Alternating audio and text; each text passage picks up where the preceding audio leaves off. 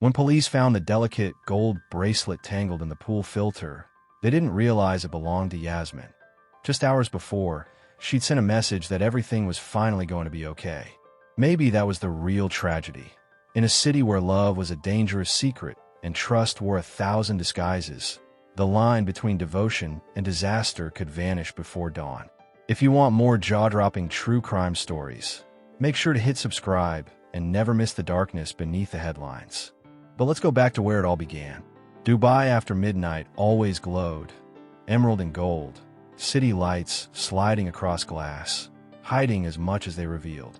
In a modest apartment overlooking the marina, Yasmin sat in silence, her thumb brushing over unseen messages as the rhythm of the highway below muffled her thoughts. She was 24, bright-eyed, alone, and quietly restless.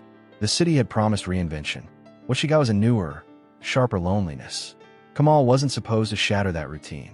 Nearly twice her age, married, a fixture in the city's high-rises with a voice smooth as old jazz. He'd noticed her at a gallery, his gaze lingering a fraction too long. She caught the glint of his wedding ring, but looked away, deciding then it was safer not to wonder. It was weeks before the first message landed in her inbox. "Did she like that Basquiat?" she replied, joking, and the conversation twisted from art to secrets, from phone screens into late-night voice notes that brushed up against confessions neither of them meant to share. He was charming, precise, careful. Invitations, always with an exit plan, presents with no card, meetings in places where no one from his world would ever look. "You saved me from myself tonight," Kamal would say, brushing a strand of hair from her cheek, only to vanish into the city's pulse before sunrise. Despite every warning, her friends, her own good sense, headlines about women who disappeared for less, Yasmin clung to the thrill. For every sunrise spent alone, she treasured midnight hours pressed against Kamal's shoulder, the city below them flickering with other people's dreams. But it was always a borrowed life, one built on hope that someday maybe would become always. It wasn't long before fear silted into the cracks. Kamal began to worry about the tiniest things: a car following too long, security cameras he once ignored. His wife, Layla, was more than a shadow. She was a force, her questions cold and unrelenting.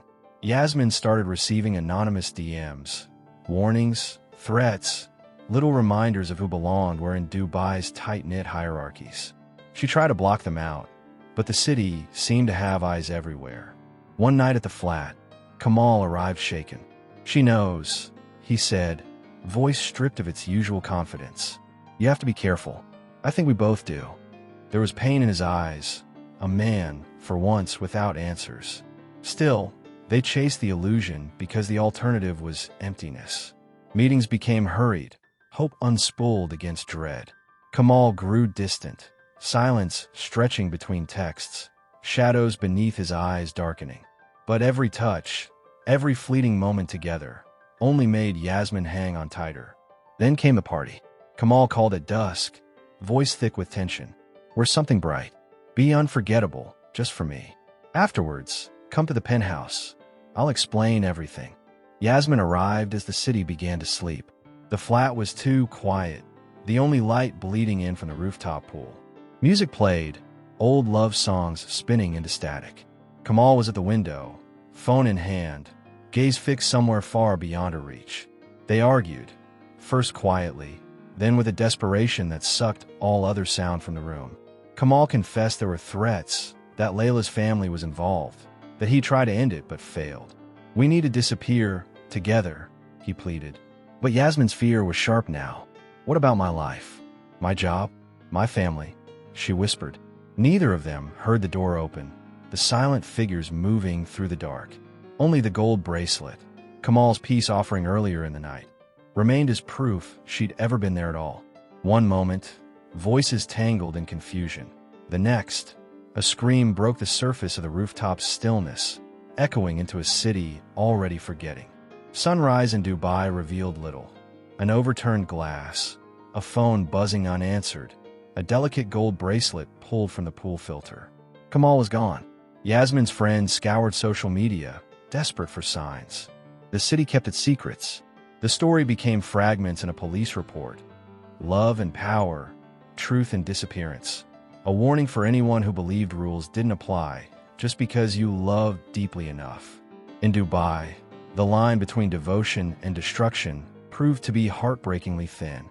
The days in Dubai pressed on with a humid, heavy insistence. But for Yasmin, time stretched differently now, measured not by prayer calls or sunsets, but by notifications and absences. Ever since that night at Kamal's penthouse, the city fell sharper around the edges. Every reflection in a glass pane a possible witness. Every elevator ride a silent interrogation. Neither the gold lights of Sheikh Zayed Road nor the crowded cafes could soften the tightening knot of anxiety she carried. Rumors moved quickly, invisible currents through the office corridors. Some days Yasmin caught the careful glances, sensed that the air around her had changed, even if no one dared ask outright. Her phone filled with concerned messages from old friends, most left unread. Kamal's presence, once a comfort, was now a source of dread. His texts became clipped, cautious. "Are you okay?" followed by gaps of silence that grew longer with each passing day. The affair was, officially, still hidden, yet the city thrived on secrets. At work, talk of scandal always hovered at the edges.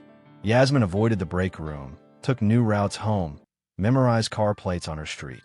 She erased messages before sleeping and left her curtains drawn, haunted more by possibility than fact.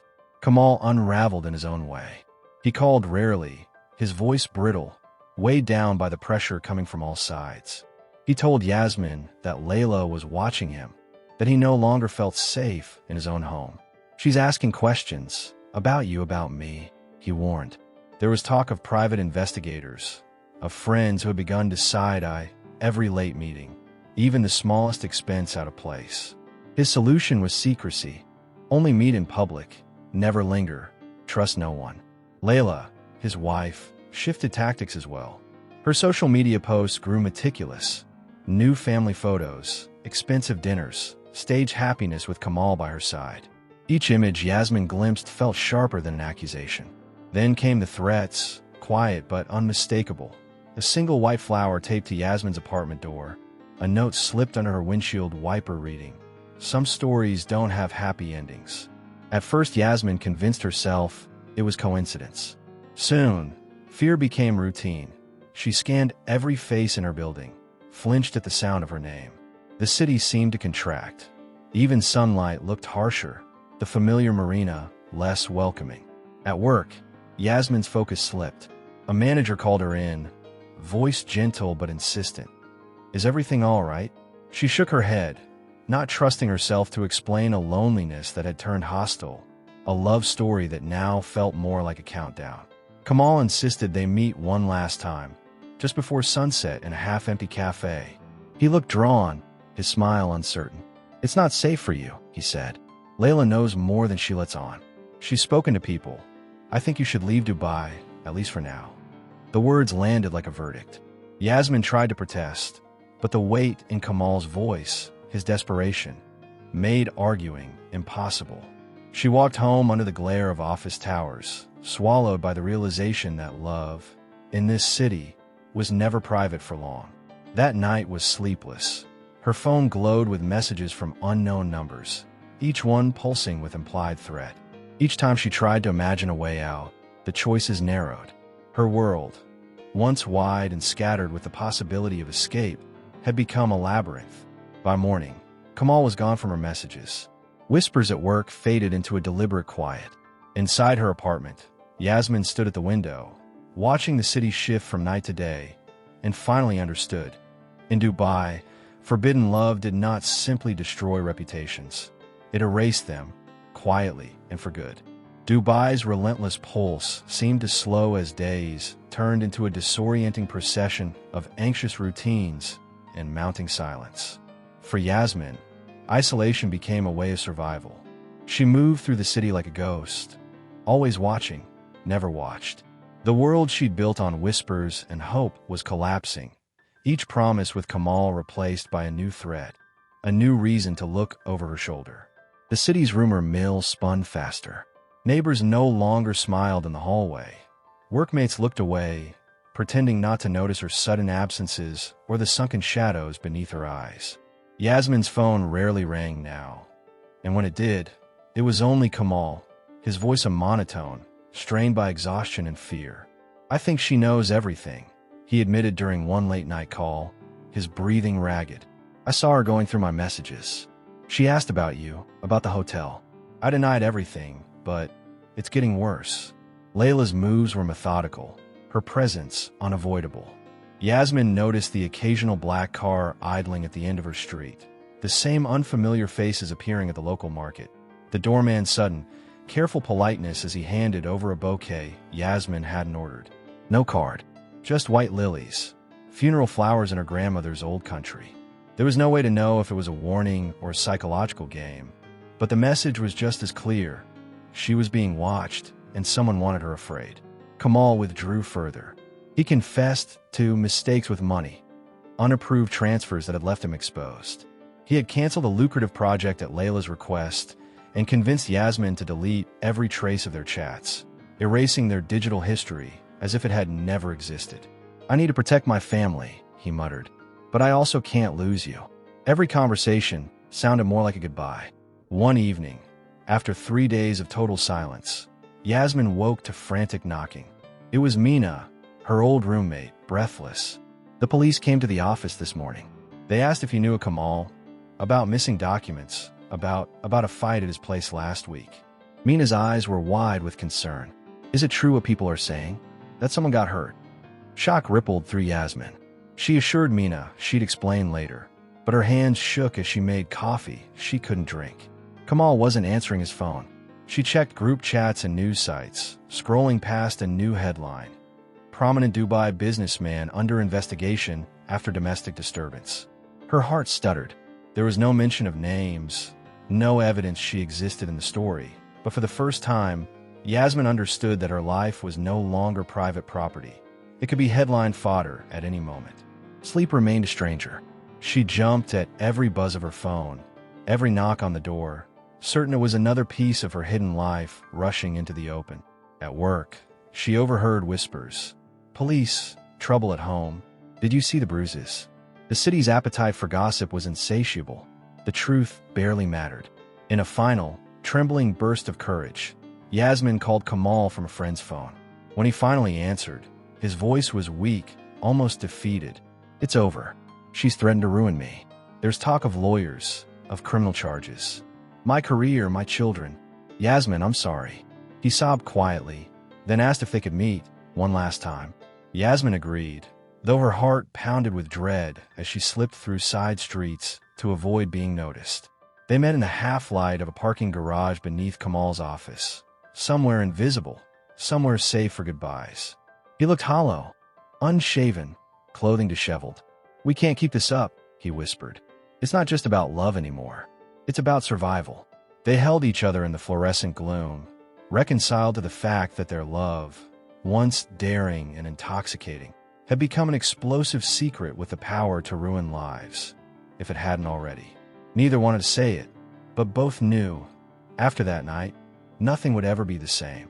Outside, sirens wailed on the distant boulevard, and Yasmin, numb, turned toward the city that once promised everything, now heavy with silence and consequence. The city felt heavier in August, as if even the hot desert wind couldn't disperse the cloud of fear and rumor settling over Yasmin's world. Days blurred, but danger became sharper, closer. Her building's elevators echoed with gossip. Each floor brought another neighbor pausing mid-sentence as she passed. Yasmin, once careful and anonymous, was now the center of a story she couldn't rewrite no matter how hard she tried to disappear. The investigation into Kamal's household became impossible to ignore.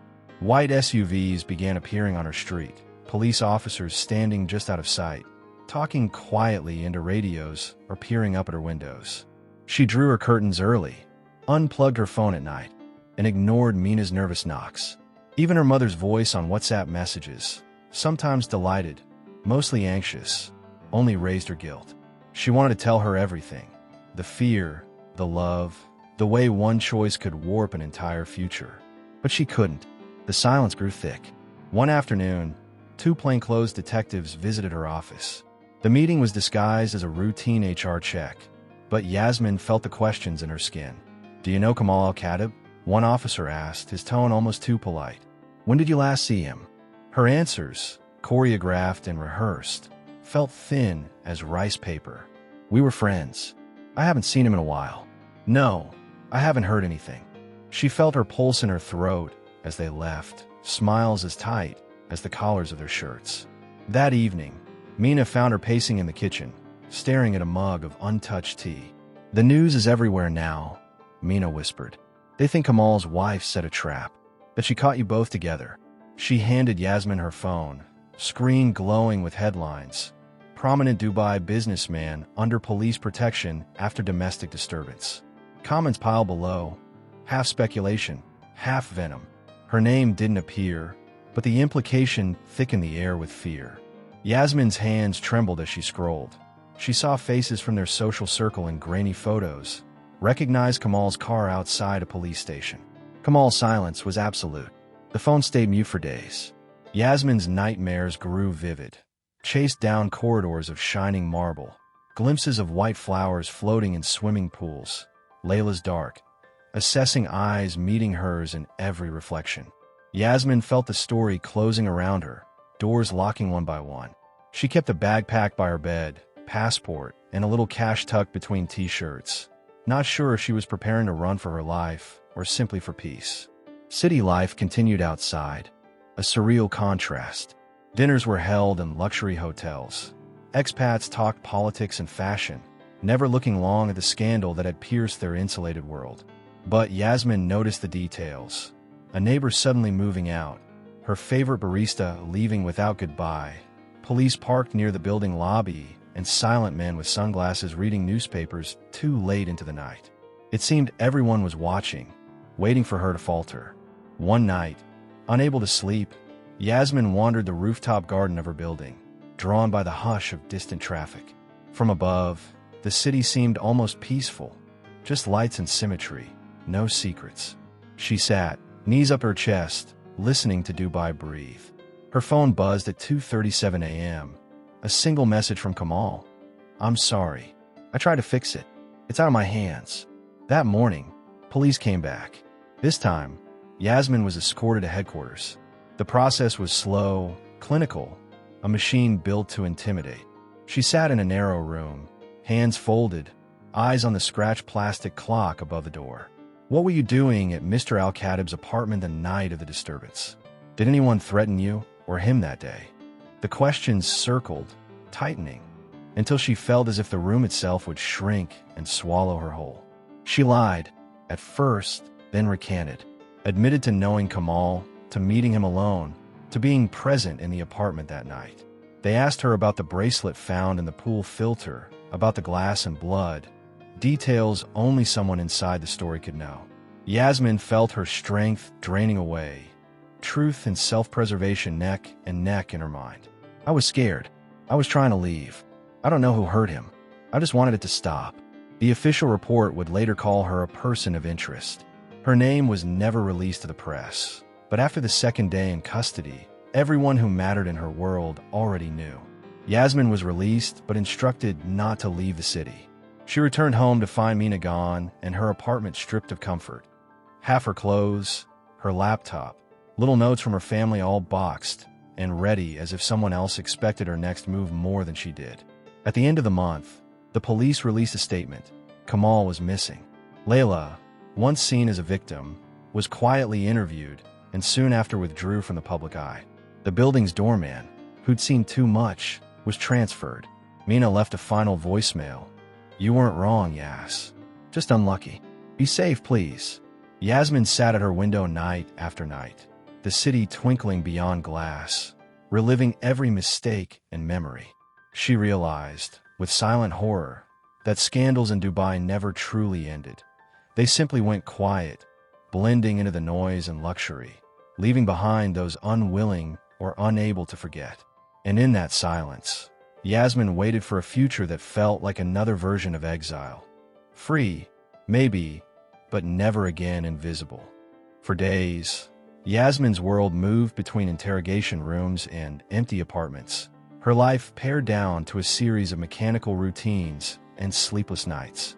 The city's luxurious surface only accentuated her sense of isolation. In the elevator, people stood farther away now. Conversations dropped silent as she entered. Even taxi drivers seemed to recognize her name, eyes flicking to the rear view before muttering polite small talk. Her reflection in shop windows looked haunted, someone fleeing, not someone living. News of Kamal's disappearance spread in fragmented headlines and cryptic group chats. Dubai police maintained a public silence, but anyone paying attention sensed a reckoning in the air. The official story gave no names. Prominent businessman missing after a domestic incident. But within certain circles, everyone knew. Yasmin's presence in the investigation, unconfirmed but whispered, became a secret as toxic as her affair. Each morning, Yasmin expected a knock at the door. Instead, there was just silence, thick, pressing, almost cruel. Her apartment felt like a temporary shelter. Suitcases lined the hall, personal effects packed away, as if prepping for a sudden flight she wasn't sure she could afford. Yasmin dreamed at night of running. Empty terminals, boarding passes to places where no one knew her name. Waking was always worse. Her family called daily, their concern laced with rising desperation and suspicion. She lied gently. Everything's fine, just busy. Mina's disappeared presence left an ache. Her calls went straight to voicemail. Her social media profiles wiped clean. Yasmin worried she'd brought danger upon everyone, not just herself. Summoned again by police, she found herself in a bare, airless room. The detective, this time softer, pressed her for the truth. "We need you to be honest. This isn't about blame anymore." Yasmin relived that final night. Kamal's panic, the argument, the sudden eruption of violence. She remembered hands grabbing at her, a voice, Layla's, she now realized, screaming for someone to stop. The pool, the broken glass, Kamal's whispered apology lost to the slap of water echoing against marble. She confessed everything she could, sobbing, voice hoarse from fear and shame. After hours of questions, the detective sighed. "Yasmin, you're a victim here too. But there are people involved who don't want any of this public." He told her about the evidence, the blood, the bracelet, the missing security footage, Layla's sudden departure to Lebanon the next morning. Pieces of truth fell into place like broken teeth. Yet, no body was found. Layla, through her family's connections, remained unreachable. Kamal's business partners distanced themselves, and the investigation slowly froze. Yasmin was neither arrested nor cleared. Her file thickened with statements, reports, and still, uncertainty. Outside, Dubai reverted to its dazzling rhythm. New scandals filled social feeds. The curious found fresher drama. But for Yasmin, life didn't resume. It was reconstructed, quietly, with scars. She left her job and quietly moved to a small flat in a distant suburb, changing phones, erasing old chats, shedding identities as a snake sheds its skin. Sometimes at night, she wandered the city's edge, longing for the anonymity she'd once taken for granted. Mina messaged her, once, from an anonymous account. "Are you safe? Don't answer. Just take care." Relief mingled with grief. Her name stayed out of the papers, but Yasmin could feel her story lingering. In cautious glances from strangers, in whispered warnings to new arrivals, "You don't want to end up like that girl from the news." The gold bracelet was never returned, kept in evidence, a token of heartbreak and silence. Some nights, she dreamed of Kamal, alive, smiling, beckoning her to join him in another life, another city. Other times, she saw Layla's eyes watching from behind pool glass, a judgment that never faded. Yasmin wondered if any of them were truly free. Months passed, no formal charges. The case sat unresolved, one more unspeakable story woven into the city's golden myth. Still, Yasmin survived, working days in a job where no one asked questions, spending nights writing apologies she could never send. She learned to answer the door with a calm heart. And once, passing by the old marina in evening light, she caught her reflection, stronger, older, a little sadder, but still present, still herself. In Dubai's world of secrets, Yasmin's story became both a warning and a legend. A reminder that desire may flash too bright, that boundaries crossed cannot be uncrossed, and that sometimes survival itself is the only victory. Even in a city built on forgetting, there are some names, some stories that never really disappear. Her footsteps echoed hollow in the empty streets as Yasmin moved farther away from the life she once hoped for. The sharp-edged skyline, once filled with promise, now seemed like a prison of glass and light. She found solace in small moments: a cup of bitter coffee at dawn, the distant call to prayer, the rare smile from a stranger that reminded her there was still kindness amidst the chaos. Though the city tried to forget, Yasmin's memories refused. They clung to her like shadows, haunting the spaces she tried to fill with noise and distraction. At night, she often traced patterns on her phone, rereading old messages and photographs sent in moments of reckless hope. Even the smallest reminder of Kamal twisted her heart, reminding her of the man she loved and the dangers that love brought. Slowly, Yasmin began to rebuild, not the life she dreamed of, but one grounded in survival and quiet resilience. She worked with her hands, learning skills to sustain herself without relying on the fragile connections that had long since fractured. She sought therapy in the city's anonymous corners, grappling with fears she barely understood. She made new friendships, fragile yet genuine, people who didn't ask questions that bruised her soul. Occasionally, she volunteered at a women's center, helping others escape secrets like hers. Her story, unspoken yet palpable, became a quiet beacon to those walking similar shadows. Though the case remained frozen in bureaucracy, Yasmin refused to let it define her. Small victories, a steady job, a reunion with a distant cousin, a concert attended alone, marked steps forward. The gold bracelet, though never returned, sat locked away as a reminder of pain, loss, and survival. Sometimes the city's lights blurred as tears slipped down her cheeks, but Yasmin knew she was no longer running. After so much darkness, even a fragile dawn was a triumph.